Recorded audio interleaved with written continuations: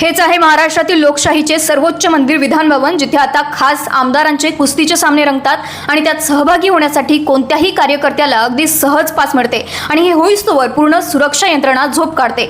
महाराष्ट्राच्या विधिमंडळामध्ये 17 जुलैला राष्ट्रवादी काँग्रेसचे जितेंद्र आव्हाड आणि भाजपाचे गोपीचंद पडळकर यांच्या समर्थकांमध्ये थेट हाणामारी झाली। ही घटना महाराष्ट्राच्या शिरपेचातला एक काळा डाग आहे। शेरेबाजी करणाऱ्या या नेत्यांनी सांगावे, त्यांनी किती वेळ महाराष्ट्रातील शेतकऱ्यांच्या आत्महत्यांवर चर्चा केली, त्यांनी किती वेळ मराठा आरक्षणावर कोणता तोडगा काढला, त्यांनी किती वेळ कंत्राटदारांच्या 89,000 कोटी थकीत बिलावर कोणता तोडगा निघाला, कोणी चर्चा केली याविषयी।